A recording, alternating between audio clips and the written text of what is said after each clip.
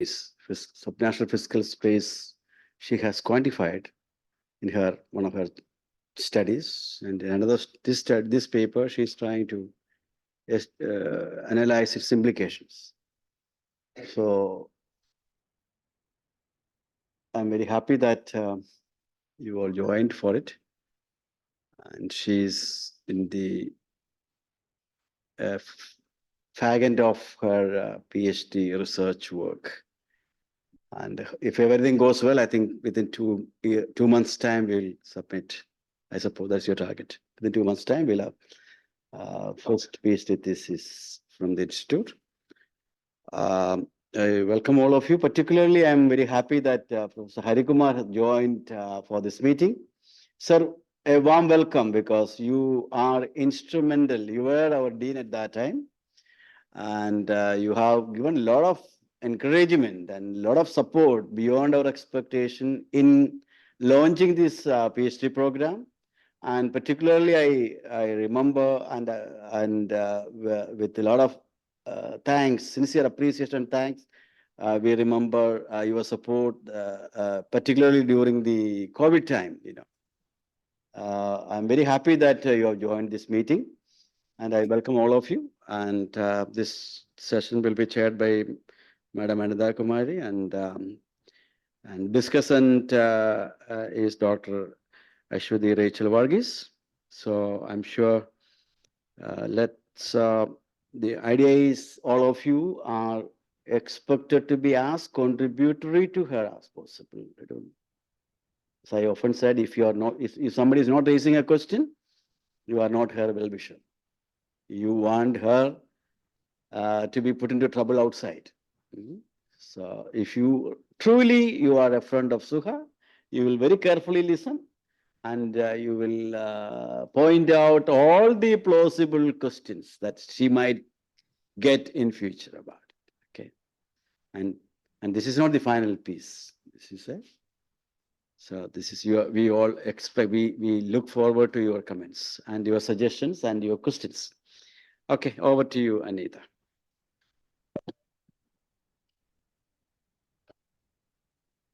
So, good morning to all. Thank you, sir. I think, first of all, I'm thanking Kiran for inviting me for chairing this session. Yeah. Okay. Yeah, that's also a nice thing to see. So actually, today, yeah. Actually, today it's a proud moment that one of our PhD students from GIFT, she's going to, submit her thesis. I think her,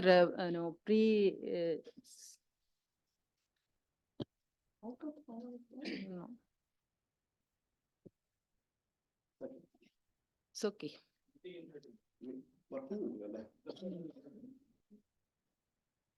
We had a power failure, but the light will come soon. Aryuma sir, do you hear us? Yeah, okay. Yeah, power has come here. Okay. So I think the pre-submission date already got, I think now it is notified, no? It is on 6th of May. I think it's a proud moment for GIFT. And I congratulate Suha for that, firstly.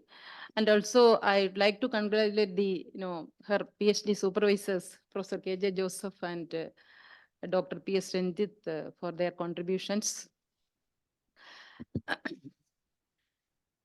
I think I wish the other three, our research scholars also will submit the thesis soon. That's Aisha and Ashwati and Lakshmi. I think hope in a couple of months they can also submit the thing for from GIFT. I think the importance of this thesis is that the first thesis is from the arena of public finance. That is also good for the mandate of GIFT that's one. Actually, Suha and me, we together worked a paper in Kerala economy long back. I think it's on fiscal position of union government. And today she is going to present the topic on growth implications of subnational fiscal space in India. As we are aware, this fiscal space, it is a much discussed term nowadays, especially shrinking fiscal space. that we know that Kerala government already filed a case in Supreme Court, and now the case is with the constitutional bench, and the result we are waiting to come. Actually, this shrinking fiscal space, it could be due to many reasons. One reason could be the resource mobilization limitations of state governments. This on revenue mobilization, it is on tax and non-tax revenue. And also because of the decline in transfers from central government, that also another reason for that. Thirdly, the high committed expenditure of state governments, that also shrinking the fiscal space of states, and also the borrowing limits imposed by union government on based on this fiscal rules and all. So coming to this borrowing, recently, I think 2 days back, an RBI, Reserve Bank of India bulletin came, and they have given the market borrowing of various states. And it is seen that Kerala is having the lowest market borrowing. Behind Kerala, it is only Gujarat. And Orissa is having no borrowing. And the top 5 borrowers are, one is Tamil Nadu, then Andhra Pradesh, then Karnataka, UP, Maharashtra, and also Telangana. That means the top, we are not in the top.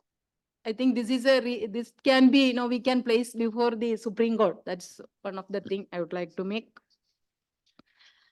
And then coming to today's presentation, growth implications of subnational fiscal space in India.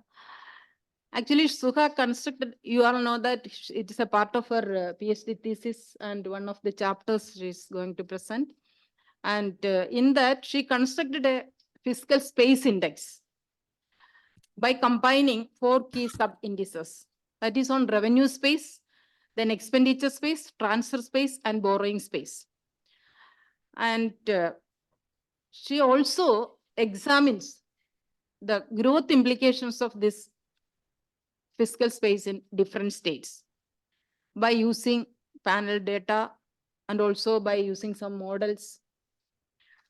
I think I am also eager to listen from her. What are the database and the methodology and the results and the interstate variations on the growth implications of this fiscal space.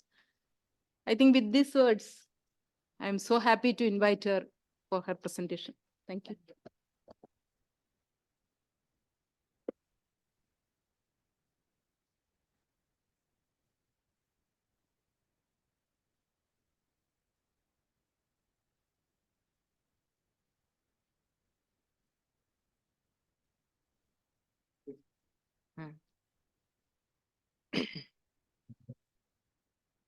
Good morning, everyone. First of all, I would like to express my gratitude for the organizers for giving me the opportunity to share my research paper on research paper with you today. So here I'm going to discuss about my research paper on growth implications of subnational fiscal space in India. So this is how I'm planning my how I planned my presentation today. I will begin by explaining the study's background, then delve into the Indian scenario, and there will be a brief literature review which cover both theoretical and empirical aspects of the study, and which is followed by the study's objective, and there will be a brief description about the data and methodology that is used for the study. Afterwards, I will present the results and discussion, and then to policy suggestions and the way forward. So yeah, background of the study, like fiscal space is most frequently used buzzword in the fiscal federalism literature and policy discussions. Scholars have defined and used the word in various circumstances and contexts. Still, the fiscal space is an evolving term, and there is a different definitions which emphasize the different aspects of resource mobilization. So according to Heller, he defined fiscal space as the room in a government's budget that allow it to provide resources for the desired purpose without jeopardizing the stability of the economy. So in other words, it refers to the capacity of the government to implement its fiscal policy objectives while maintaining the economic stabilities. So for the developing or emerging market economies, fiscal space may seem a more immediate concern than in the advanced economies, since there are more pressing needs for the expenditure than the former. So according to UNCTAD 2000 report on the least developed countries, they notes that the fiscal space is crucial in determining the resilience of the developing economies, growth and development path in an increasingly volatile global environment. So as far as the government, whether it is national or subnational is concerned, fiscal space must exist or be created if the extra resources is made available for effective government spending. So a government can create fiscal space by raising revenue, securing grants, rationalizing expenditure, and opting for borrowing choices with low service costs. Hence, the creating fiscal space incurs a cost expected to improve the ability of developing countries to meet their development finances. So expanding fiscal space can either boost or reduce the growth, like depending on the government's fiscal decisions. More fiscal space means more autonomy for the government to choose its spending priorities. Making a wise fiscal choices can lead to productive spending, which in turn stimulate economic growth and also can lead to like by broadening the tax base and generate more revenue and thereby expanding the fiscal space further. So, however, the crucial thing is that the cost of creating fiscal space must be less than that of the resultant growth. On the other hand, if the fiscal space isn't effectively used for the productive purposes, it doesn't stimulate the growth as expected. Like it won't expand the tax base and revenue. This will further reduce the fiscal space or contract the fiscal space. Ultimately, a growth reducing effect will be happening. So, in such scenario, the cost of creating fiscal space outweighs the growth it enables. Like so, therefore, the central question arises here is the fiscal space promotes growth or not? So in the country like India with a federal system, the distribution of powers between central government and the states vary significantly, leading to a vertical imbalances. Even if the power distribution among the states is uniform, there are substantial fiscal disparities among the states due to the various other factors, which leads to the horizontal imbalances. So there comes the importance of intergovernmental transfers. Intergovernmental transfers play a crucial role in bridging these fiscal gaps and also to ensure the uniform level of public services public services across the regions. These transfers contribute towards the income redistribution across the regions and which attribute to the faster convergence in the regional economic growth. So here, despite this 7 decades of efforts towards equalization in India, the goal has not yet been fully achieved. So in this background, this study aims to examine the impact of fiscal space on economic growth in Indian context. So coming to the Indian scenario, as we all are aware that India is a union of 28 states with 8 union territories, which is framed in a quasi-federal form with a strong union government. The asymmetrical setup of in Indian fiscal federalism traces back to the British colonial era. During the British rule, the territories which are directly governed by the British government are swiftly incorporated in the Union. At the same time, the princely states joined through the individual treaties. So this kind of amalgamation of the units with diverse histories, resources, institutions in the federation inevitably lead to an inherent disparities among the states. So the intergovernmental relations in India encounters fiscal imbalances due to the unequal distribution of power and responsibilities among the different level of government. The Indian Constitution demarcated the power and responsibility of the union and state through the 7th schedule of the Indian Constitution through 3 lists, that is union, state, and concurrent list. Based on this, most of the expenditure responsibilities are assigned to the states with less resource mobilization powers. So here comparatively state has the less revenue powers and more expenditure commitments than that of the center. More specifically speaking, state government in India spends more than 56% of the total spending, and although their share in combined revenue is only 38%. So thus the fiscal space is limited to meet the pressing expenditure needs of the state than that of the center. And also the uniform level of assignment system is applied to the federation units, which have a huge inequalities and considerable disparities in the fiscal capacities, create a huge fiscal gap among the states. This shortfall is addressed through the intergovernmental transfers. There are various channels that is prescribed by the Indian Constitution, like Finance Commission, Central Ministries, and the Planning Commission until 2015. Even after these all provisions, the imbalances in the system still persist. And even after these transfers, the states also resort to the borrowing to meet their expenditure needs. So consequently, there is a vast disparities exist among the state in the case of fiscal space. Yeah. So intergovernmental transfers, especially unconditional transfers, are essential in creating the fiscal space that without least distortionary impact on the fiscal autonomy. That will induce the growth of these states, and cost of creating fiscal space can be minimized. Hence, a fiscal space plays a crucial role in Indian fiscal federalism, which is which is a complex one. So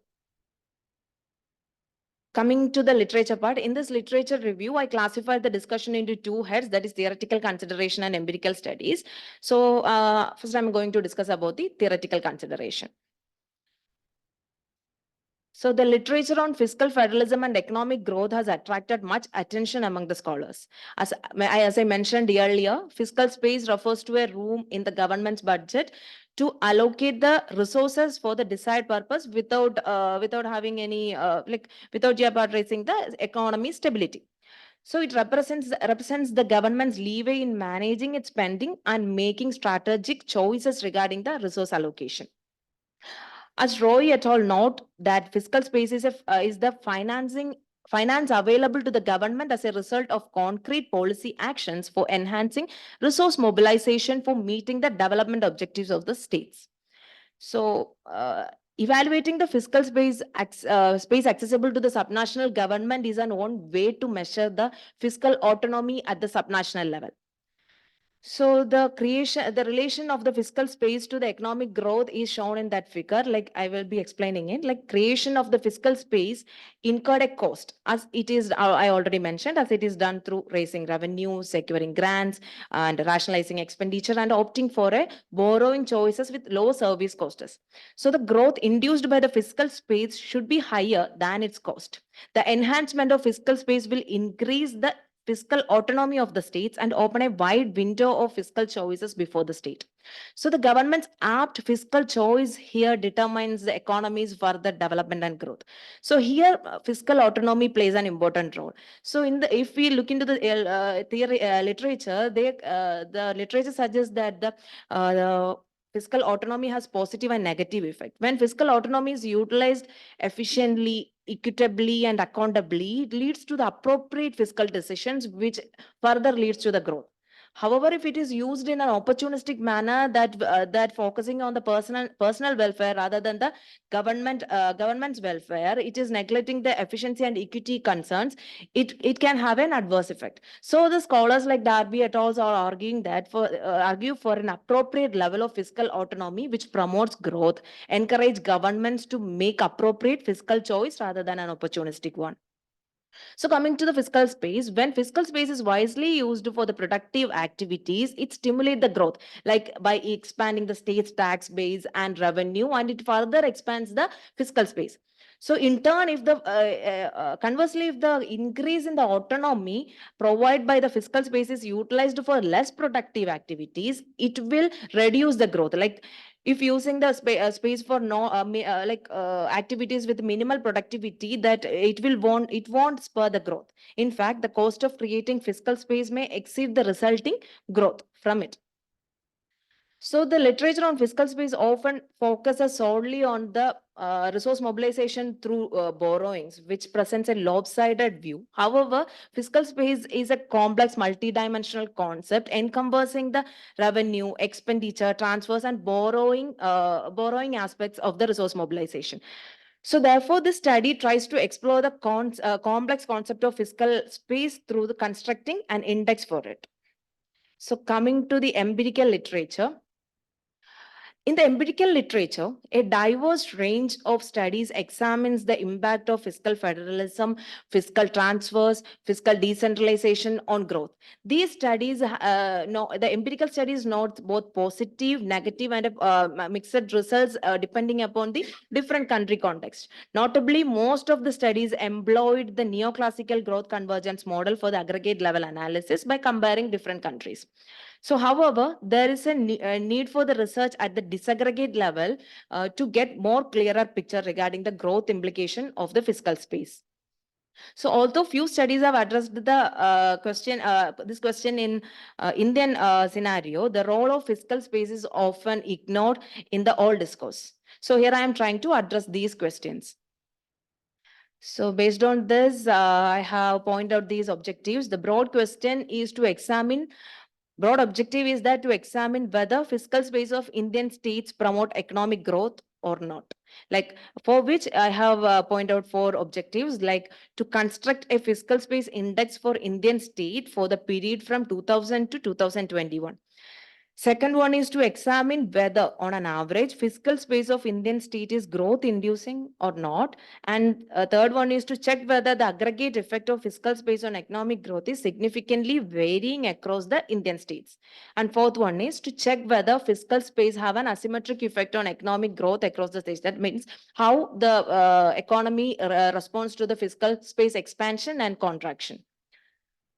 So now coming to the data and methodology part. In this session, I will begin by discussing about the fiscal space index, including how it is measured, the domains, the indicators, and the methodology used for the construction of the index. Following that, I will be explaining about the model that is used for finding the relationship between fiscal space and economic growth, and also provide a brief overview about the data used for the analysis. So yeah, fiscal space index.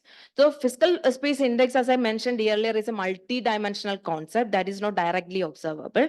However, for this purpose, we constructed a composite index for the fiscal space by including the appropriate indicators.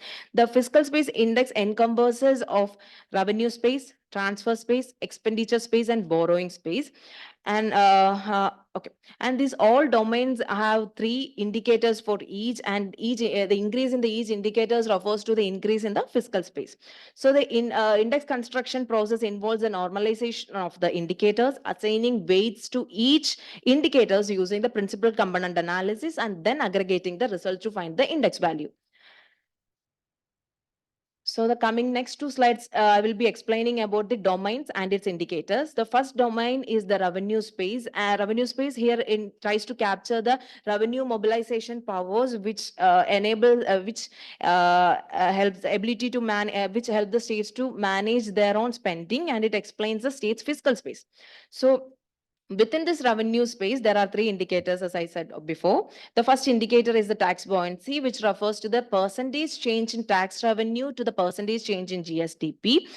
If the increase in tax buoyancy indicates the expansion of revenue space. Second indicator is the total dominant tax share to tax revenue, the share of the most dominant factor in the state's own tax revenue, and to the total tax revenue indicates the increase in revenue space through the independent source of tax revenue to the states.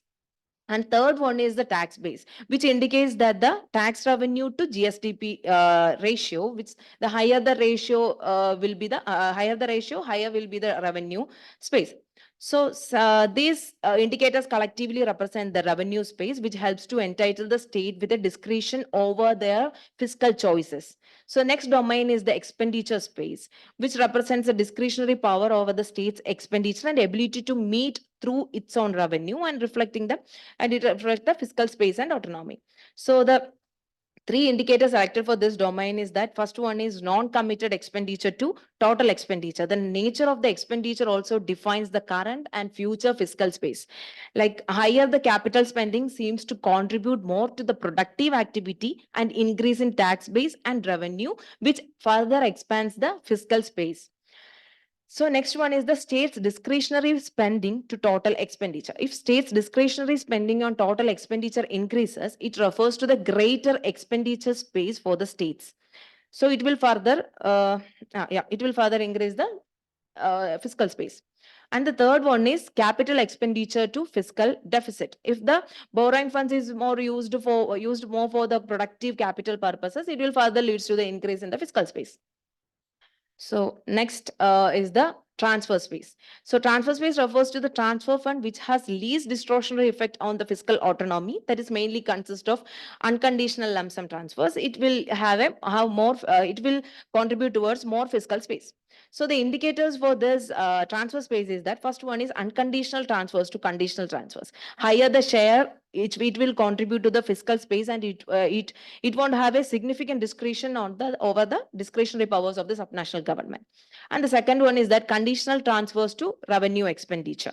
The conditional transfers have a commendable role in revenue expenditure. Then the unconditional transfers may be channelized for the capital and productive purposes. It will further help to increase the fiscal space of the states.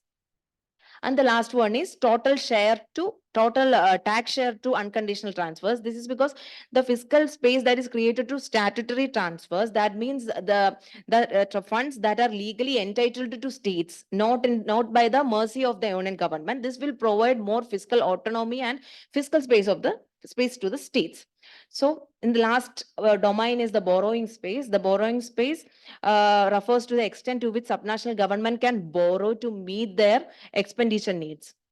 So the first indicator here is the non-market borrowings to debt. We know that the market borrowings have higher interest rate than that of the non-market borrowings. So if the non-market borrowings have a dominant share in total debt, it means a higher higher fiscal space. So next one is debt receipts to debt services. If debt received to debt services is more, then the amount from the debt that that the year can be utilized for the purpose other than that of the interest payments made. So this may yield further growth and fiscal space. So finally, final indicator in this domain is the primary balance to GSDP. So if the ratio is higher, it means more fiscal space apart from the interest payments paid. Yeah. So using these indicators, we conducted principal component analysis for each domain for assigning weights. Based on the resulting weights from the PCA, we aggregate each domains and find the index value. The index value range between 0 to 1. Yeah. So this slide shows the trend in fiscal space for all major states selected for the study for the period from 2000 to 2021. The fiscal space has significant variation among the states, and over the period there has a significant variations. Yeah. So coming to the methodology session, in this slide, I am going to discuss about the methodology that is used for analyzing the relationship between fiscal space and growth. Initially, simple panel regression models such as fixed effect and random effects are employed based on the Haussmann results at the aggregate level.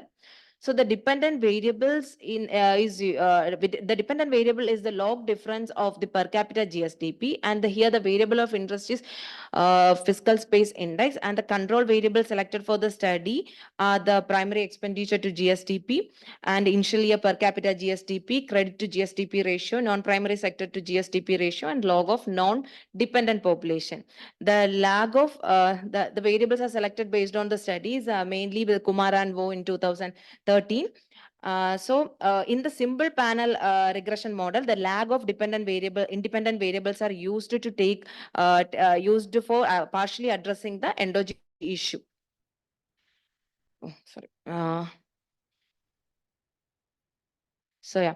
For having a disaggregate level analysis, as an initial stage, we let the variable of interest to interact with the state dummies, and this allows us to examine how the relationship between fiscal space and growth varies across the state. Further, to make it more for addressing the endogeneity issue and all, we use the dynamic panel model, that is panel ARDL model, both in aggregate and disaggregate model. However, we further uses panel nonlinear ARDL model to analyze the impact of expansion and contraction of fiscal space in the on the economic growth of the state governments.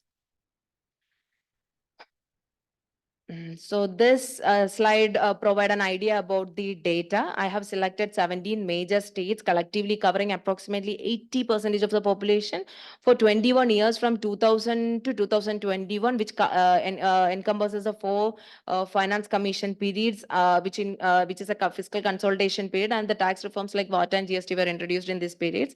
So the data is collected from the finance accounts, CAG finance accounts, RBI and CSO, and the descriptive statistics of the variables are shown here.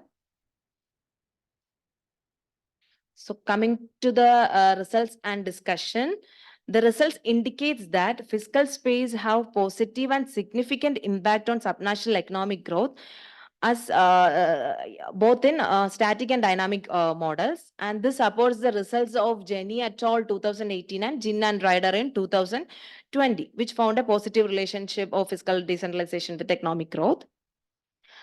And in the case of disaggregate level analysis, at the disaggregate level, in the static panel model, out of 17 states, fiscal space tend to have a significant effect on the economic growth of 9 states, from which Bihar have a negative relationship with economic growth. All other states such as Andhra Pradesh, Assam, Chhattisgarh, Gujarat, Haryana, Kerala, Odisha, and Punjab experience a positive impact on fiscal space on the economic growth.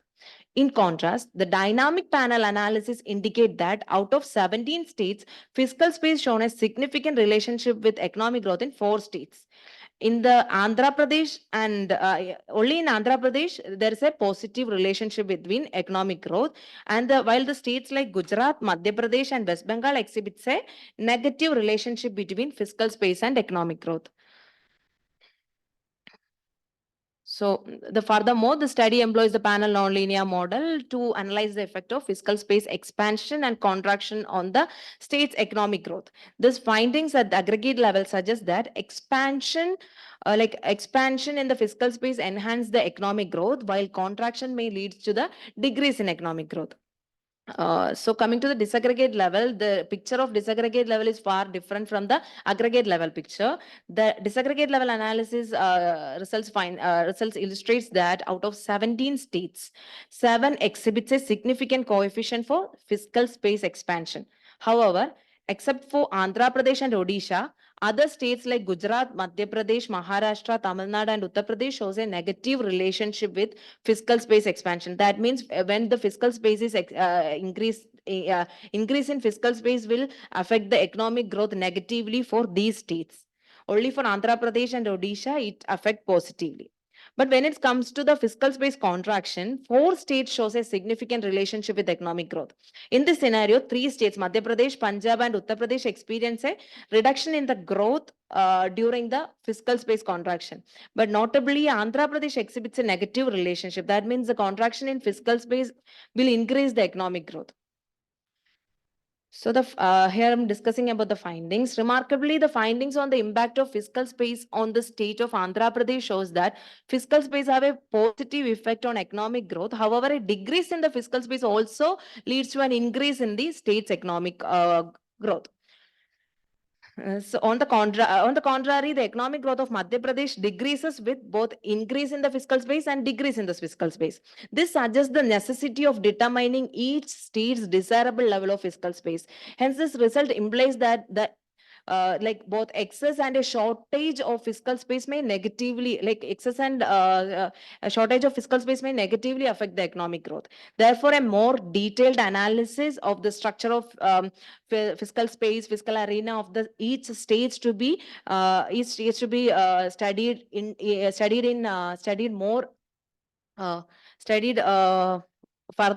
furthermore for understand this dynamics.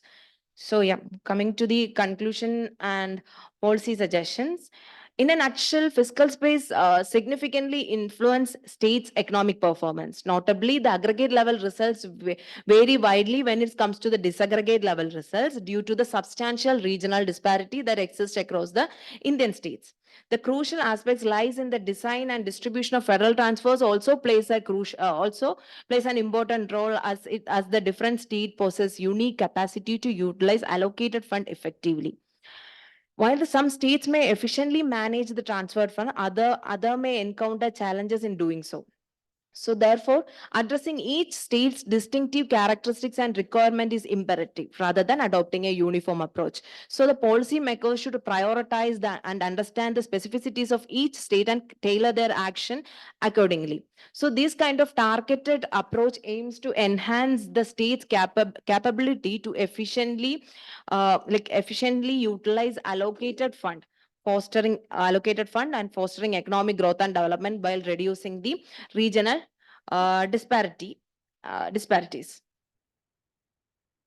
So way forward, from the study, it is a necessity to have an in-depth state-wise analysis to have a meaningful policy decisions. In the study, I didn't done that. So in-depth state-wise studies will be more useful for useful for making a meaningful policy decisions.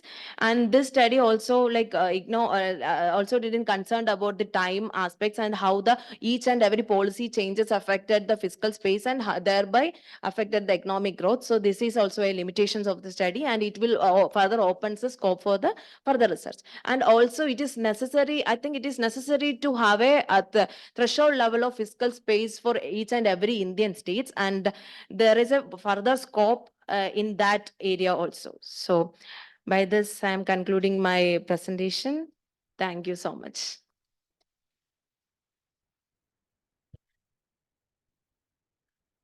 So thank you, Sugha, for the timely presentation. I think this is an original contribution. Anyway, you constructed the fiscal space and it's very, very important for policy also. I think we can invite Ashwati for a discussion as a discussant, please. Very good afternoon to one and all. At the outset, let me congratulate Suha and her supervisors, Professor K.J. Joseph and Dr. P.S. Ranjit, for dealing with such a relevant and timely topic, and which is deliberated in length and breadth. Suha, a very nice presentation and a confident presentation also. All the best. Nevertheless, as discussant, I have some remarks for your presentations. So the central question you are raising here, okay, before the central question, let me come to the definitions about the fiscal space. You have given an extensive definition about fiscal space from various literature.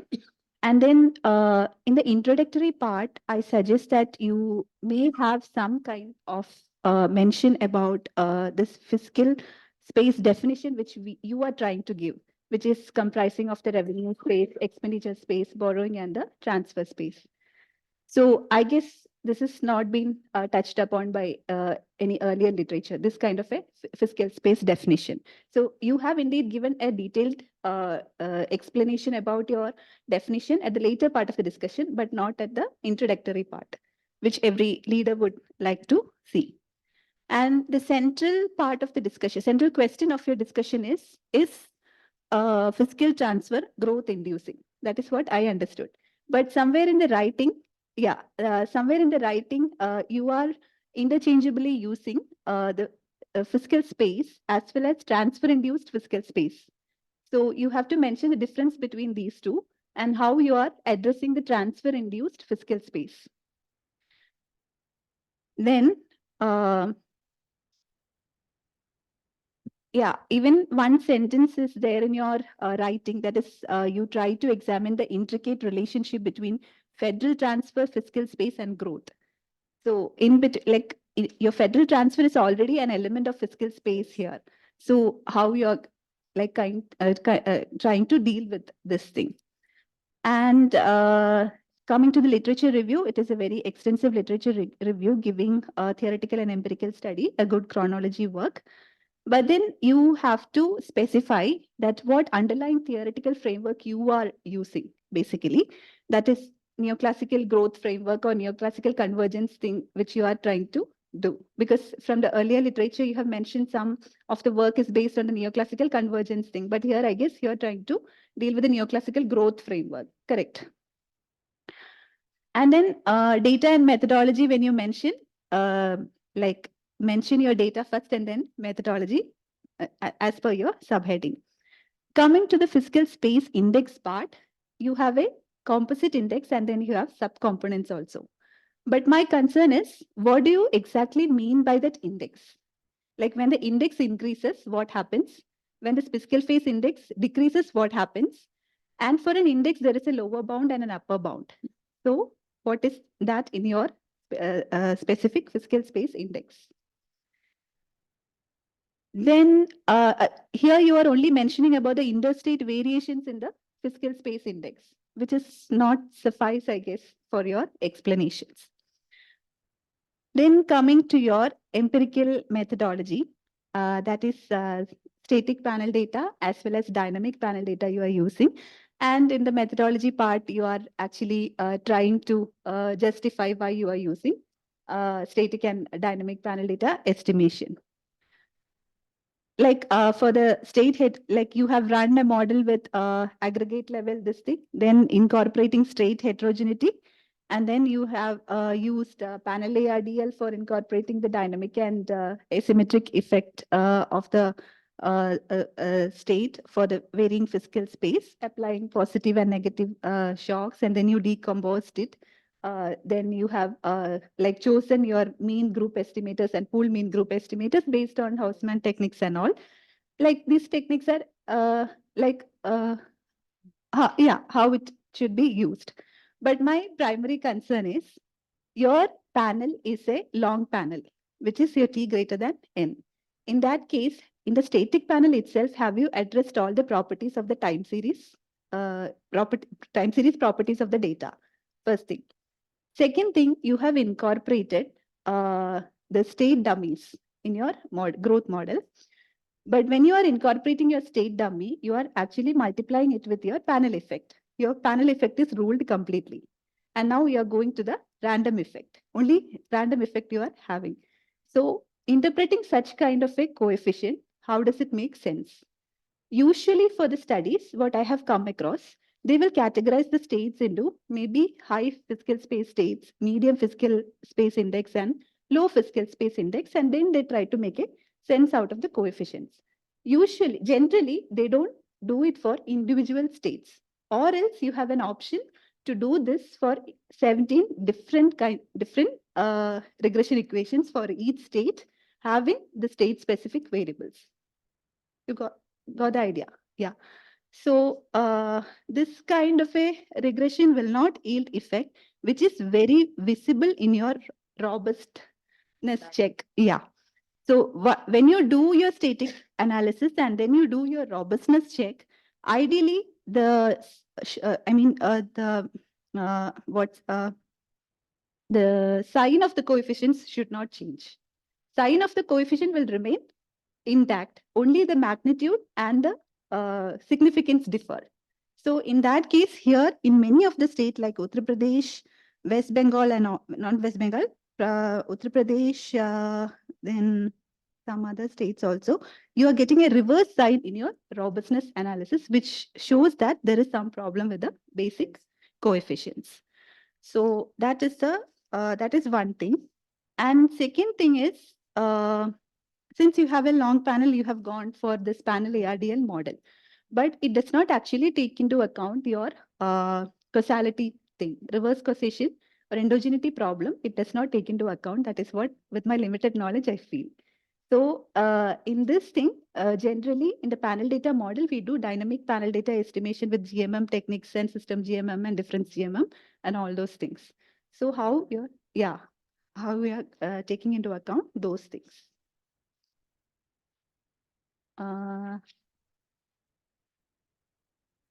Regarding the conclusion part, okay, you have done a very rigorous econometric analysis and you got some interesting results also.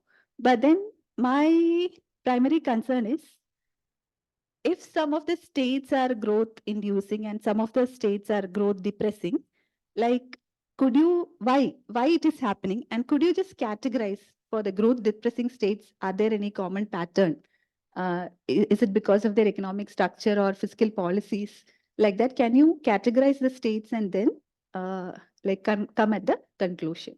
So that will be an analytical conclusion. Overall, it is a very rigorous and good work. All the best. Thank you, Ashwati, for the detailed comments. I think some of the comments are very useful to you for rework it. I think we go for Q&A session. I think first we will go to online. Harumar sir. Sir, are you there? Yes, sir. Yes, sir, please.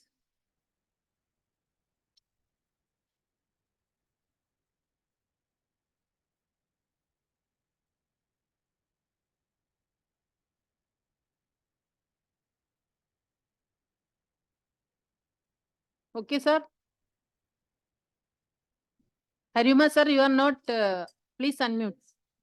Could you please unmute your mic? Is it okay? Yeah, now it's fine. So I have done a wonderful work. It is very rigorous and it is very highly of topic of interest. Now, the point that I would like to get a clarification from your side is the last point that Ashwati has raised. That is, some of the states you have established that a relationship between fiscal space and economic growth. And some of the states you mentioned that it is lagging actually. If you take the case of Kerala and the case of West Bengal, how will you explain this particular issue? That is when the space is declining, then economic growth is lagging or it is coming down. How is some of the states, what are the factors actually contributing to do? Or can we have a generalization for this particular issue? Then another issue connected with the fiscal space is you always emphasized the possibility of transfer and borrowing in the beginning. Now, this transfer and borrowing actually has many limitations and now. So in this particular case, how will you explain this or how will you incorporate this in the research? These are the two issues that I would like to get, but the other analytical part, I am not well aware of it. That is why. Thank you very much. And it is a wonderful work. Could you please repeat the last question? The last question that I have placed is that as far as the fiscal space is concerned, you're emphasizing transfer as one source. Then also you're telling about borrowing. Both these issues has many constraints in the present context as far as expansion is concerned. So how will you explain this in your research problem? That is from the beginning, this issue. Okay, these are the 2 points I have. Thank you very much. All the best. Thank you, Haruma sir. Is anybody in the online would like to ask question?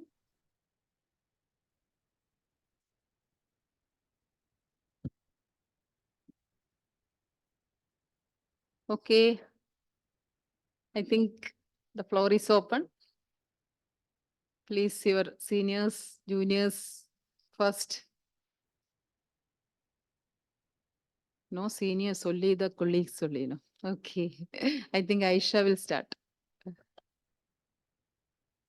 Aisha is going to present next. No? Want to disturb, no?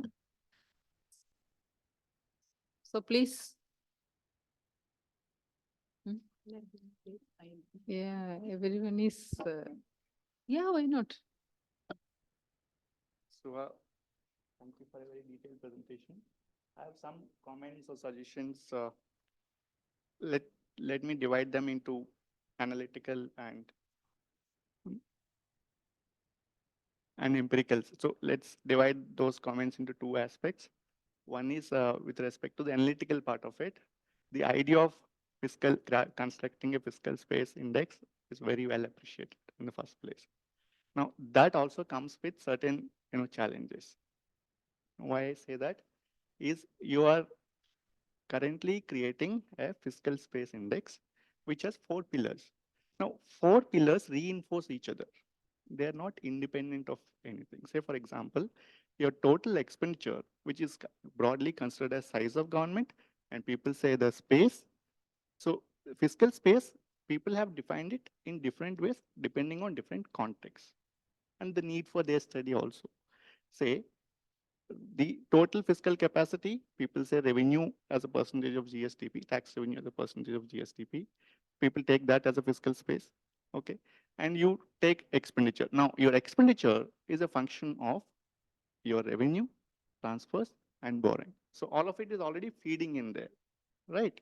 So again, you're creating the subgroups and then constructing an aggregate index. That means a lot of variables are already repeating in itself. So you are estimating or re-estimating the combined effect of almost everything. So can you think of presenting this regression in a pillar wise? Rather than aggregate result, what you could do is see the disaggregate effect of each of these pillars. And then finally, you can say the aggregate result may be dominated by a particular component or particular pillar. That would be even more informative for a policymaker. Okay, but that is what would be interesting. Otherwise, this regression result, it's very difficult to digest for anyone. Okay, that is one part. In your in your literature review, you have mentioned about the growth convergence literature, right? So all of it deals with, at least that I am aware because we have done a paper on it. When you talk about fiscal space, there's no absolute literature as such in the type that you are talking about. That is because the problem that I mentioned again, which relates back to you're going to re-estimate the same thing again and again through different subcomponents and putting it as an aggregate index, right? But much of the literature is on transfers, international literature, whether transfers are growth converging or growth diverging, right? But what insight do you draw from there for this kind? Do you expect the same kind of insights? Precisely, do you expect the revenue space will have a growth converging effect? Expenditure space will not have. So it's how do we reconcile the differential results that you're going to get? You're likely to get very different results, and uh, some of it I'll come little later when you go to disaggregate level, what kind of dangers you will fall into. Okay, that is about the analytical part of it. And coming to the empirical part, can you go to the model specification?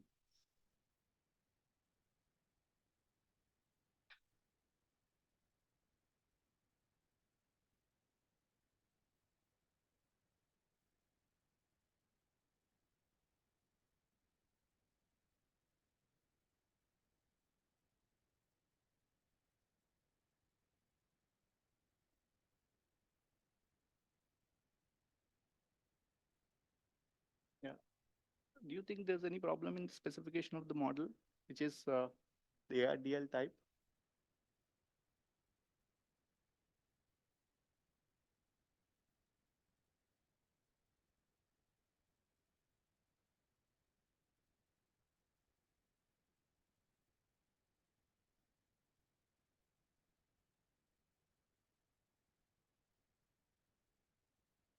Yeah. The panel ARDL model, you think the equation specification is okay? Anybody?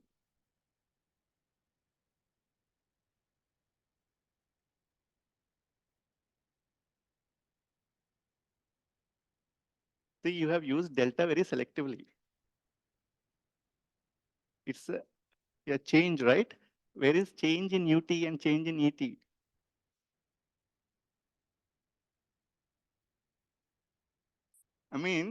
If somebody reads this regression result, people will think you are estimating the change of a dependent variable on the level of error term.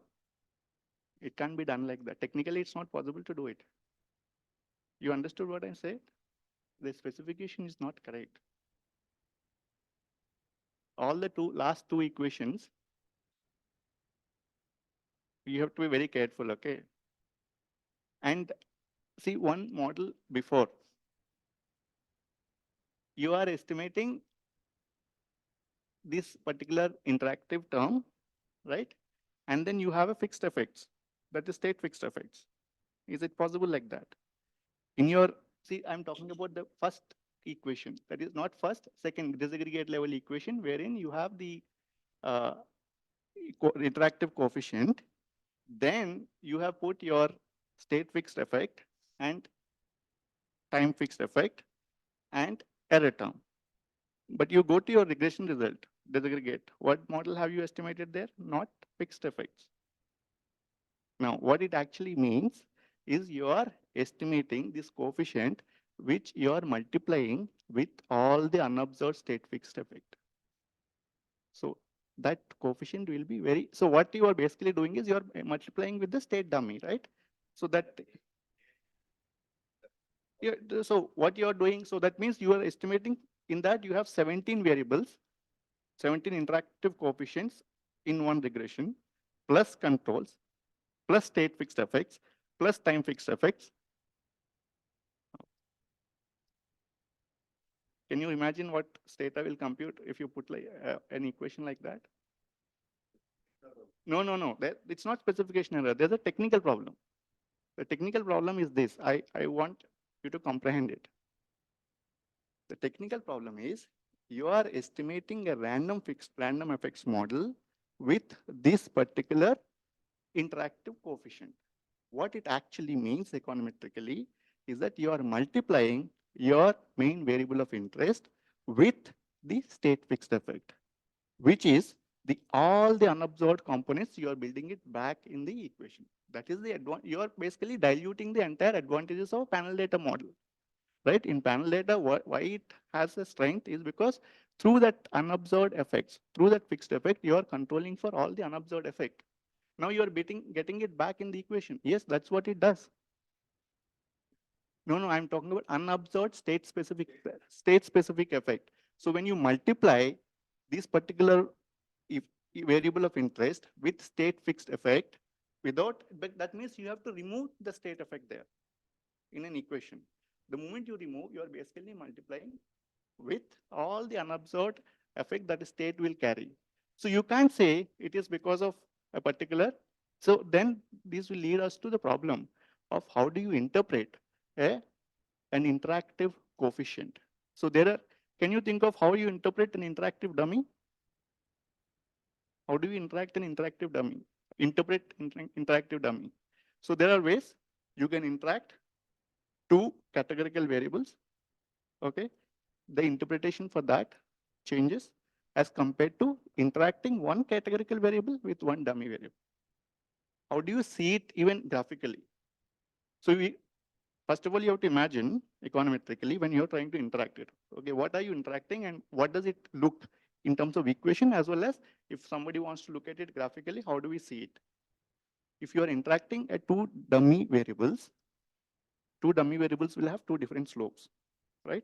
The moment you interact, what you will do is you will fix the slope of one variable, intercept of one variable and estimate the differences in slope. Here you have a dummy variable, then you have a continuous variable. How do you fix the slope or intercept? So that interpretation, without that interpretation, then the entire coefficient will be meaningless to explain. Even that people accept it, but this particular coefficient of interacting the entire variable with an unobserved effect, wouldn't it be calling for problem? That is my econometric question, okay? I hope you understood what I'm trying to say. Because in the equation that you mentioned here is not what is estimated later on.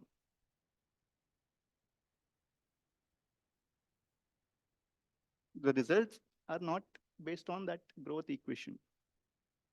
It's a different equation that you estimated, right? Right? So, and then the component of time. So again, what will happen? I'm imagining what equation looks like in data, right? So you have this growth coefficient and transfer coefficient multiplied with time. So all other states, that variable will remain 0. That means it's the time series of it. And you are not taking the time properties of it. Then isn't it again a further problem? So there are two problems that are coming in the econometric equation part. So we have to first resolve it. Then comes the third point, which is Ashwati has already raised, and I also told in previous presentations also. Why do we always get into this? How many panel papers you would have read, and in how many of them people do this kind of work? Can you? how many panel regression papers would you have read? And in how many of them people get into this kind of specification? How many? Have you seen? No, no, no. I'm talking about this kind of that specification interactive term. Disaggregate each, multiplying each. So that you can do for every panel regression you do, right? But why don't people do it? There's a purpose. That's because you are multiplying with.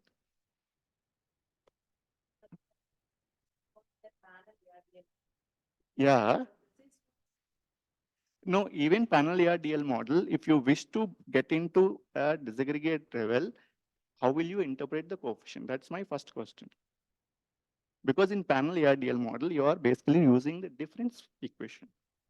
That means the state effects are already eliminated. You get the point? So how do we then deal with it?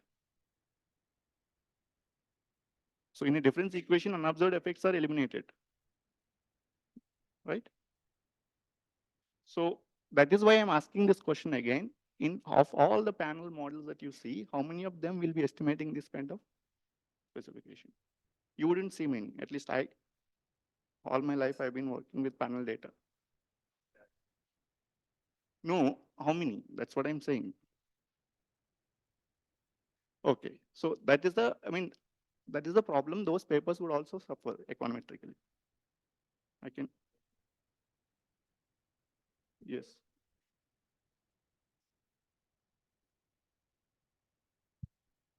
They may not be taking the individual states coefficients.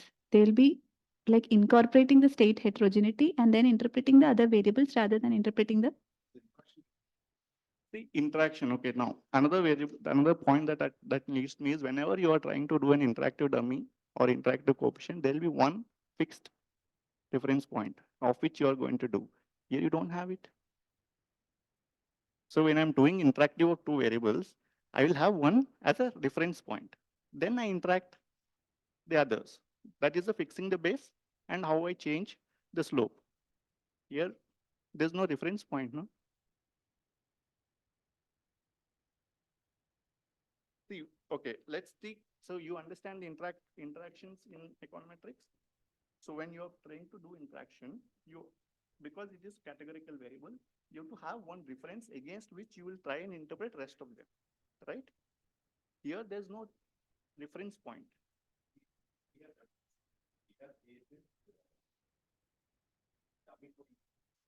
I understood that. I understood. I mean, even if equation looks like that, I know how the equation would have executed in Stata. Because what you would have done is you put each 17 different variables are 17 different interaction coefficients plus the control variables, right?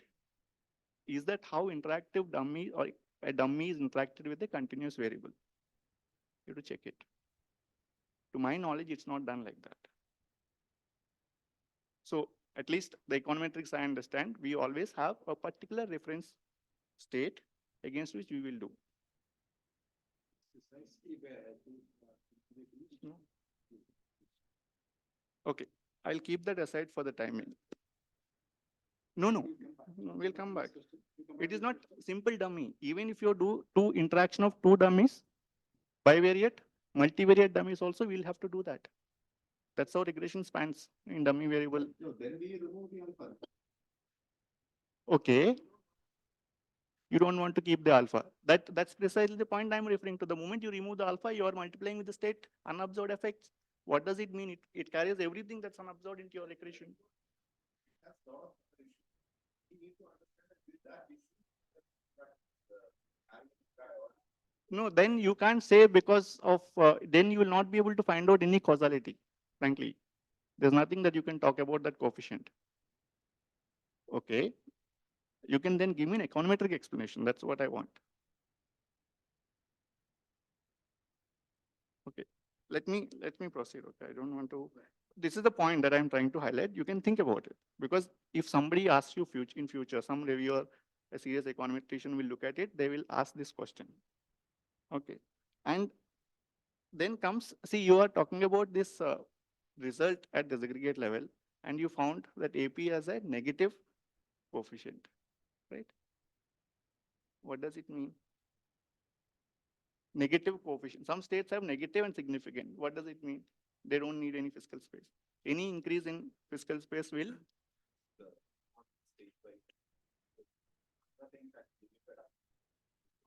fine. But it is not just Andhra Pradesh, right? Yeah. So does it mean what? Any increase in now that will just one point.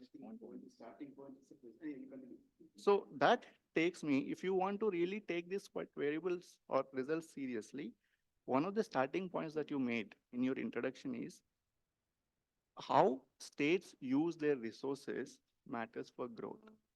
So, as Ashwati was saying, is there any common trend that you get across state level regression? Even if I'm taking that result at a face value. Okay. There is a common trend, anything? Okay, that means are these states which are showing a positive effect? Is it that their nature of expenditure is very different from other states, right? So other states that are getting a negative coefficient, is it, I mean, you have to then immediately correlate, right? If you just say it and end it there, that is, if that you say as the main part of your analysis and you stop it there, then the readers or whoever will read or whoever will listen will be clueless, right? So that is one thing. Then the other thing, last thing that you said is, uh, you know, a fiscal space is, can you arrive at, theoretically, can you arrive at an ideal fiscal space for any state? What theoretical logic will you give for that ideal fiscal space? No, you said the desired level of fiscal space. Is there anything like that? Theory, what is the theory for it? See, when you talk about, say, when people say some FRBM 3%, they have thought about it numerous times. There's a sanctity for it. Okay. But when we say, you can then think of desired level for everything, right? What is the desired level of social expenditure for a state? What is the desired level of education expenditure for a state? Is it like that? No. Growth, I understand.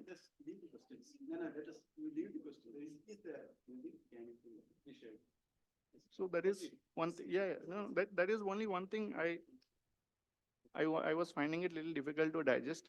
And then even if you estimate a threshold model just for it, you'll get something, and that something may not really mean anything. Yeah. And do you have any solution? No, because she is on the verge of finishing and I think in some points.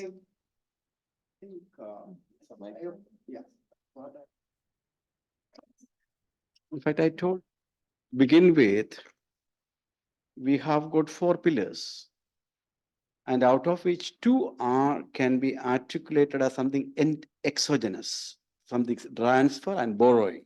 That's something that generates dependence in our kind of things, the kind of external forces are beyond your control, actually.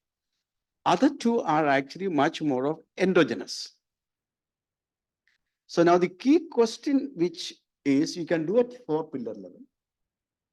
Then you see analytic. So I don't want to get this. I'm now only thinking stage. I told you, in fact, when we came for discussion, last draft, we can visualize the fiscal space trajectory of different states analytically. One wherein you are starting from an endogenously driven fiscal space to exogenously driven.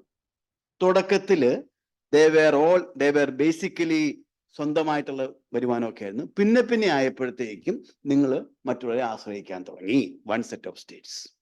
Another set of states you have, തുടക്കത്തില് they were much more of exogenous, transfer dependent, borrowing dependent. From there they moved to more of സ്വന്തം കാലിൽ നിൽക്കാൻ തുടങ്ങി. അപ്പൊ ഈ രീതിയിൽ we can think in terms of different theoretical possibilities in terms of the fiscal trajectory.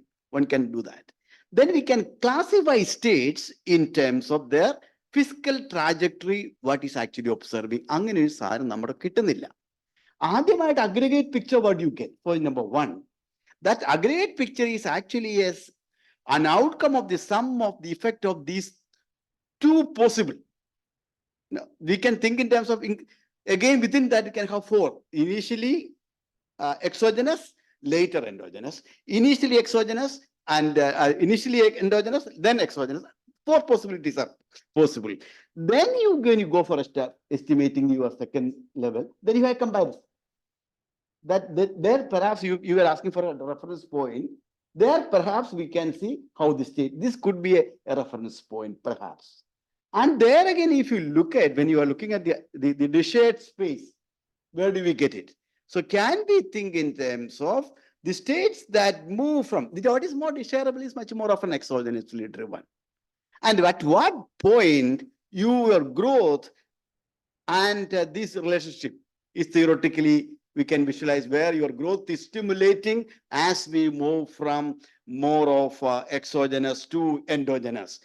That will point might be, but then the point is that is contingent on a whole lot of other factors. This needs a lot of work, but I wanted you to be a little bit more imaginative in the first part of your thing. Don't get constrained. Theory പറയുമ്പോൾ നമുക്ക് പറയാം അത് ചിറക് വിരിച്ചു പറക്കാം. അത് കഴിഞ്ഞ് പറയും എംപിരിക് ഇതെല്ലാം തിയറിയാണ്, ഞാനൊരു തിയറട്ടീഷ്യനാണ്, പക്ഷെ എംപിരിക്കലി ഇതൊന്നും എനിക്ക് ചെയ്യാൻ കഴിയില്ല, എനിക്കിത് ചെയ്യാൻ കഴിയത്തുള്ളൂ, ഇത് കൂടെ എന്നെ പ്രതീക്ഷിക്കില്ല, ഇപ്പം പിന്നെ ഞാൻ ചെയ്യും. Nobody will blame you for that.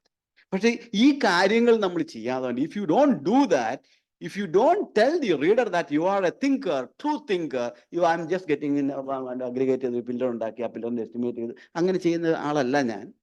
I have a thought process behind it എന്നുള്ള കാര്യം റിയാലിറ്റി ആയിട്ട് ഞാൻ ചിന്തിക്കുന്ന ആളാണ് എന്നുള്ള മെസ്സേജ് കൊടുക്കുക തിയറിയിൽ. ആദ്യത്തെ പാർട്ടിൽ I thought it is ചില ക്ഷീണമായിപ്പോയി, അതിന്റെ ക്ഷീണമാണ് പിന്നെ വരുന്നത്. അത് കഴിഞ്ഞ് then you say that these are all possibilities, but what I am going to do is very limited. Then അവിടെ നിൽക്കുക, അവിടെ you have the freedom. Later thing you say that these are future work. എന്ത് അതിൽ നിന്ന് എന്ത് നമുക്ക് എടുക്കാന്നുള്ളതിനെ പറ്റി ശ്രദ്ധിക്കുക. That could be one possible way to the other. Your first of all you raised that econometric issue in terms of your delta factor not coming in the last 2. Those things I don't know how you will take care of that. This should be possible. You think about it. And അവിടെ തന്നെ പ്രശ്നം എന്താ വെച്ചാൽ നമുക്ക് I thought what is more important, what I felt is 2 questions. For example, it has to be with a reference point. What is the reference point that you have to do? അത് reference point വേണമെന്നുണ്ടെങ്കിൽ you have to analytically build it to begin with. You cannot come at the end perhaps of that. ഒന്ന് ആലോചിച്ച് നോക്ക്. പിന്നെ എനിക്ക് തോന്നുന്ന ആദ്യ ഭാഗം കുറച്ച് അത് we can finish അവിടെ നല്ല graph, you can actually create a different nice technology, space trajectory is possible, we can actually build that. We can do that. And the descriptions ഒന്നും ഉപയോഗിച്ചില്ലല്ലോ, ഇത് എന്താ നമുക്കൊന്നും അറിയില്ലേ. Actually, you have not done any description. See, please don't depend on your coefficient. ഈ data നിങ്ങളുടെ കയ്യിരിക്കുന്ന ഡേറ്റയല്ലേ, കുഞ്ഞു കുഞ്ഞു ടേബിളുകൾ ഉണ്ടാക്കിയ ഡേറ്റ എന്താ പറയുന്നുള്ള കാര്യം ഒന്ന് മനസ്സിലാക്കുക. നിങ്ങൾ ഇൻഡെക്സ് നിങ്ങൾ എസ്റ്റിമേറ്റ് ചെയ്ത് അത് വല്ല റബ്ബിഷ് ഒന്നും അറിയണ്ടേ. ആദ്യമായിട്ട് അതിനെ ഒന്ന് ഗ്രാഫിലൊക്കെ ഒന്ന് എടുത്ത് കുഞ്ഞു ടേബിൾ ഉണ്ടാക്കി മനസ്സിലാക്കിയിട്ട് എന്ത് കഥയാണ് ഞാൻ ഇതിൽ നിന്ന് പറയാൻ ഉദ്ദേശിക്കുന്നത് എന്നുള്ള കഥ സ്റ്റോറി നിങ്ങൾ ഉണ്ടാക്കുക. Then you torture your model to tell the story that you want. You don't have a story and you are asking for this data. Tell me story. No, they won't tell you story. ഇത് estimate ചെയ്ത് നല്ല കാര്യം, അതിനുശേഷം ഈ 4 ഇൻഡെക്സിൽ നിന്ന് ഇത്രയും സബിന് States എങ്ങനെ behave ചെയ്യുന്നു എന്നുള്ള കാര്യം ഡിസ്ക്രിപ്ഷൻ സ്റ്റാറ്റിസ്റ്റിക്സിലൂടെ നിങ്ങൾ മനസ്സിലാക്കുക. മനസ്സിലാക്കിയതിന് ശേഷം നിങ്ങൾ കഥ നിങ്ങൾ മെനയുക. You write the story and that story you make the model to make the model tell that story for. ഇതിപ്പോ നമ്മൾ സ്റ്റോറി ഇല്ലാതെ കൊണ്ട് ഡേറ്റ ഒന്നും സ്റ്റോറി തരില്ല. I think that we'll spend some time with that estimated indices across different states. That might be giving a lot of description ഉപയോഗിക്കാത്തതിന്റെ പ്രശ്നം. Descriptive analytics വെച്ചിട്ട് chapter section ഉണ്ടാണ്. ഇത് പക്ഷേ വേറെ രണ്ട് she has actually presented 2 chapters actually. It's also what happened. In fact, 2 ചാപ്റ്ററിന്റെ result കാണിച്ചേക്കുന്നത്. അതായത് രണ്ടുകൂടെ കമ്പയർ ചെയ്തതിന്റെ ഭാഗയിൽ കുറേയധികം ലൂസ് ആയിട്ടുണ്ട്, കുറേയധികം കുറച്ചുണ്ട്, അങ്ങനെ പ്രശ്നങ്ങളുണ്ട്. ഫിസ്ക്കൽ സ്പേസിന്റെ എസ്റ്റിമേഷനും അതിന്റെ ട്രാജക്ടറിയും അതൊരു ചാപ്റ്ററാണ്. പിന്നെ അതിന്റെ ഔട്ട്കം ആണ് ഒരു മോഡൽ മാത്രമേ അതിനകത്തുള്ളൂ. രണ്ടും കൂടെ മെർജ് ചെയ്തു, അതിന്റെ ഭാഗമായിട്ട് കുറച്ച് പ്രശ്നങ്ങൾ ഉണ്ടായിട്ടുണ്ട്. If you are breaking it into 2 components, or 2 chapters, I would say once you construct the fiscal space index. Yeah, adu, You explained that. That's- One graph you showed, right? You could have also shown 4 components, how they are moving. ആ What ചാ- ആ is chapter another thing. അവിടെ കുറച്ച് Okay, പറ്റിയേക്കും. then other thing is, if you want to move to the impact, you could also try and explain why this value is going up, going down in some Yes. states, and why it is. That is all, അതായിരിക്കും, So that determinant chapter will also be equally interesting. that is what is So going you to be first important for the estimate it, you find policymakers. the determinants of it, then you find the impact of it. Right, at the moment, you are not getting into the determinants of why it is behaving like that, right? That is not, that, And talking on each states. No, no, I am not, I am not meaning that. I'm saying if you estimate the index, you have 4 Yeah. components. So each index, you can make it as a dependent variable and find the explanatory reasons for that. right, each one into എടുക്കാലോ. And I think one point is that, no, regarding this time period, no, they have used 2000 to 21. By 2021, why you are using that year? Because actually it is a, COVID year, and no, all the variables are in a different manner. It is fluctuating like anything. Then I think it's, you top it 1920. Otherwise, no, the result will not be, I think there is a huge difference will come. Because for all these 4 variables, there are differences for every state. 1920 is best, I think. No, yeah. So that 1 year, no, everything in upside down. Then the result will be not in a good way. Yeah. So many things, borrowing is on the higher side. No, so many things are there. It's an outlier.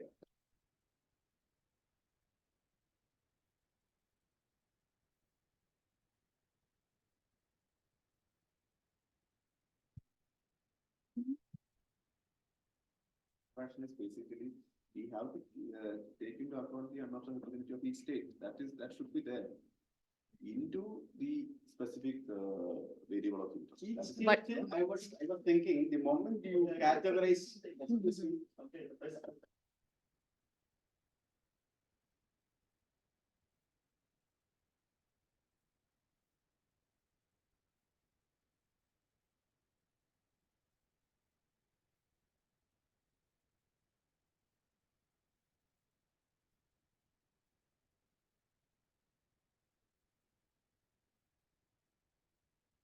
Mention the limitation like that.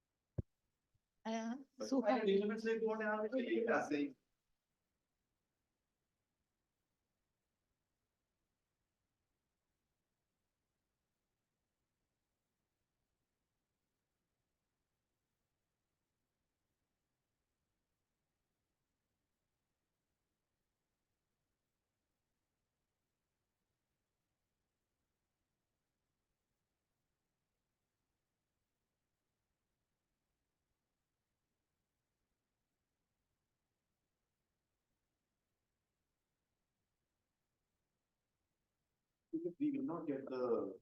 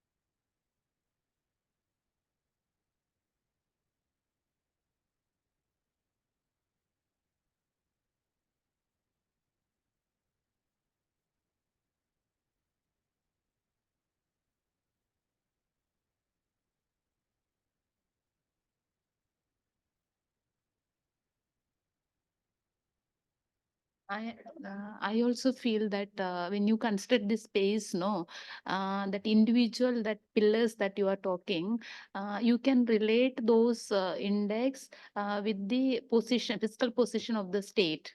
So that I feel that you'll be able to give much more explanation for the state variations.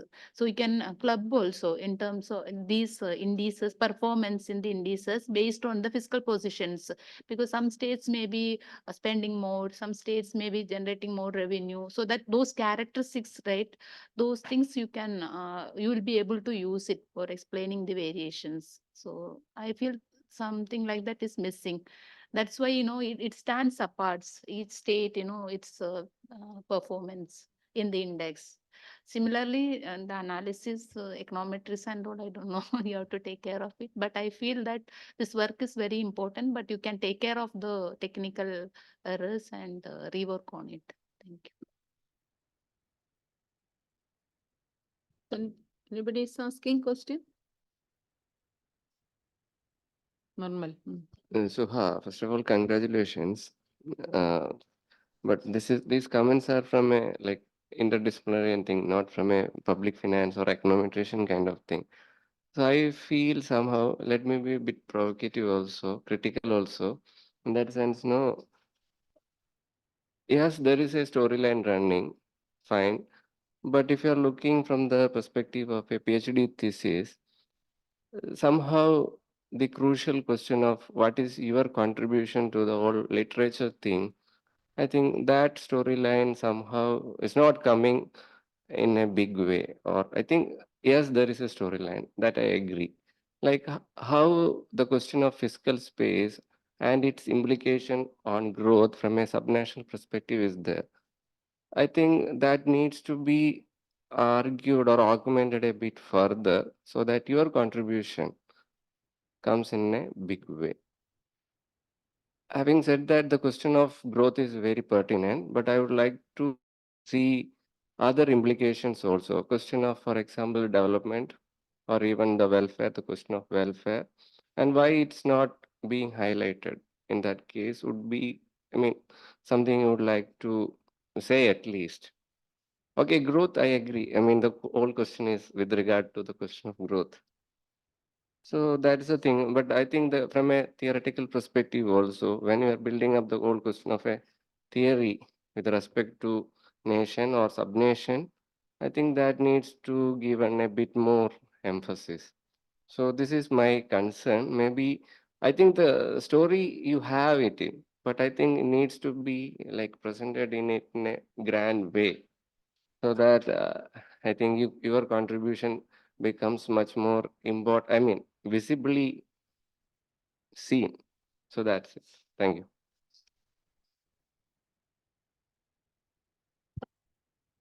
Actually, if you're asking me about the contribution for the literature, in the case of fiscal federalism and economic growth, no one actually look into the question of fiscal space as such. Like fiscal space, if in the case of literatures on fiscal space, they always look in like in the borrowing perspective, but fiscal space is more complex one. So I try to address this question in that addressing this all complexities and creating this index and further, it will further the study look into the aggregate and as well as the disaggregate level analysis. And there are few studies or there is no studies that are addressing this disaggregate level questions in the literature. So this is where the novelty of the study lies. And then question about the development aspect, I did look into the developmental aspects but there is a limitation in that like important proxy for the development for the state like outcome of the development is the human development index. So coming with this empirical thing, I have find some limitations for like incorporating the human development index. That's why the question is not addressed here. So yeah. Yeah, one more thing. I mean, if you're going to the concluding part, I think you interchangeably use the question of spending, expenditure, government expenditure vis-a-vis fiscal space. I think if you're going to the conclusion, I think you are interchangeably using it. See? No, go back. Next.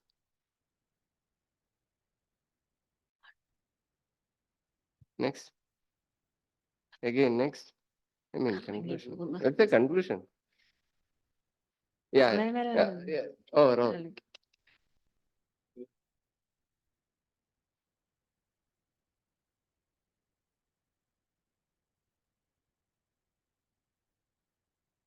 Yeah, utilize the allocated funds effectively.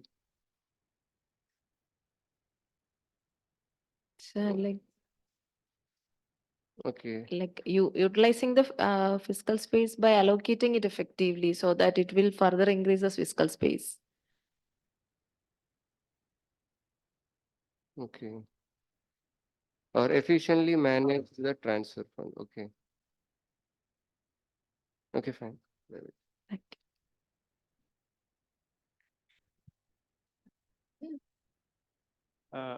You are doing ARDL, right? Can you explain how ARDL takes care of the endogeneity, which is basically the reverse causality? Actually, ARDL model, we are just that lag of the variable is already incorporated in the model, and that is stating that it will address the endogeneity issue. How? The mechanics of it. Mechanics of it. See, how this particular, see, endogeneity is, you understood where the endogeneity is coming for this model. It's a reverse causality. That's a major problem because your growth can change your, affect your fiscal space. Your fiscal, suppose you just go back and just switch these regressions. You'll get a very different, nice result. And then you will say, okay, growth is affecting fiscal space. Okay, I'll explain to you. But now your fiscal space on the left. Oh, And there's the growth. You run the Oh, regression, you'll get two-way it. relation. So to nullify that there's no simultaneity bias, Yes. the reverse of it should be statistically insignificant. In a time series panel, it's very difficult to do that. That is why we try to do that through endogeneity correction. Now, to the best of my knowledge, ARDL does not take care of endogeneity issue. Endogeneity issue coming from reverse causality. Okay. So how do Okay. you explain the mechanism of that? Econometrically, how do we explain the mechanism of ARDL taking care of reverse causality? In GMM, I can explain. I will look into it, sir. Yeah, Yeah. just think about it, because if you are saying that this will take care of endogeneity, we should also be able to explain. Otherwise, people will ask, right? How? What is the mechanism through which this is corrected? Okay. When I say, okay, GMM corrects it, I will have to explain what Okay. mechanism GMM uses to correct the bias. How does it do? Hmm. What does putting the lagged variables as instruments will help? How does it help? Whether they are valid instruments? How do we test it? Here we don't have any instruments generated, right? Like it only have the lagged variables and that's it. difference. So we Yeah. don't have any instruments generated No for instrument. it to control for it. So that means basically it will not take care of endogeneity, which is coming from reverse causality. Okay. I will look into it. If causality does, Huh? if it does the causality. You will get it clearly. You don't have to test it. You just change the variables and run the regression. You'll get the significance. No, the causality effect will be present, you are saying, right? So if you check the causality. Yeah, the check is that you have to then show that there's only unidirectional causation. That's what. Yeah, If it you is can, there, if it is there, you can then show it. But if it's a bidirectional causality, then the problem is. No, I'm saying that if causality test is done, then if it is unidirectional, then that Yeah, doesn't have any problem. yes, but you can also do the robustness of switching the variables and do. We know, at least we've been working out this is likely to be simultaneous. There's no reason, theoretically, no econometrician will argue that there's no simultaneity bias here. Get anyone on this side? It's not possible. I mean, it's common sense, right? Growth will affect your fiscal variables. Yeah. So how do we then deal with it? GMM we cannot do no, right? N should be greater than T, right?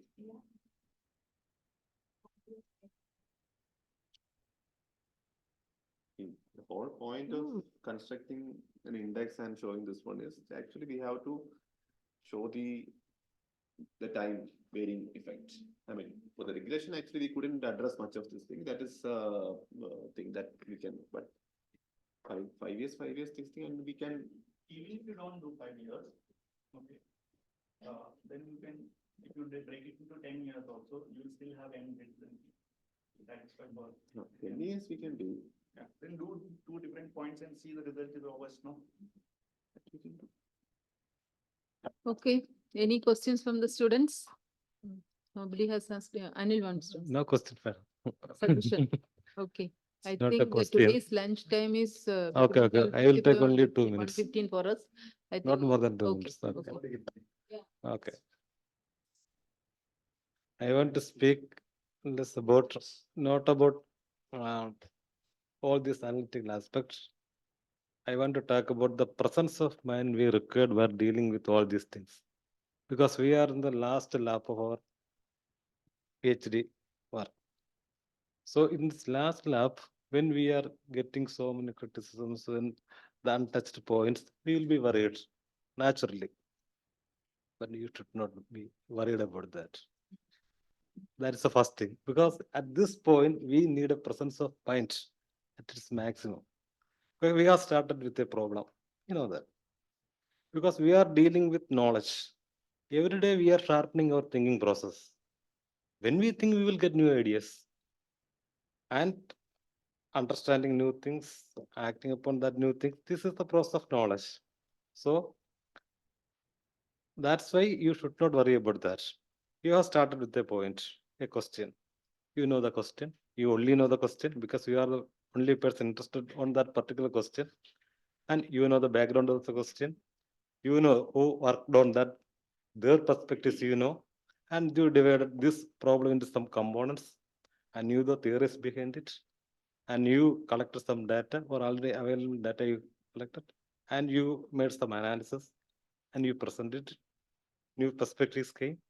And everything we cannot complete within a PhD work. So in my opinion, this last point, you're getting so many points. As far as you can incorporate within your research, you can. Next, you can say, these are the points. I know that. But at this point, I noted all these things. But now I am presenting or analyzing in this way. Later, I will consider all these points because these are not the attacks. These are the feedbacks. Even though it is an attack, we have to welcome these attacks because it will help us to sharpen our understanding. Because that is the process. Learn, commit, do, then learn, commit, do. That is the process. This process. So every your faculty members have given very good suggestions.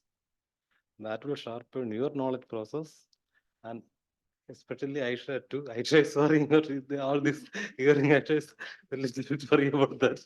So this is the process. You should not worry about that. That's why I said the presence of mind is record. Visualization of your research work, it is record. A story how you can simplify your work and how you can convince others that and all other possibilities you can note and say that this is the possibility I will take it for. That's the okay. Okay. Finally, when you are presenting, you should have said what is your thesis is all about and of which what I am presenting. That would have made the quite a lot of questions preempting. What is my all? Can very briefly you should say that. That's why 3 minutes about your thesis. Then you should say of which what I am presenting now. That would have because it's actually you are clubbing 2 chapters. You should have told that. So I think, Sukha, from today's presentation, you got very good comments also. I think some of the comments are very serious, especially in the growth models and all. I think you have to rectify that before submitting your thesis. It's very, very important. I think you must consult Kiran to rectify some of the issues, I think, because the person who raised the questions, he has to it has some moral responsibility to give a solution also, because she is on the verge of completing the thesis. I think I thank all the online participants also, and all of you are participated here, and director and seminar coordinator and the poor guide Suha and the discussant, everyone, and the technical team. So thank you all. Thank you. Thank you very much.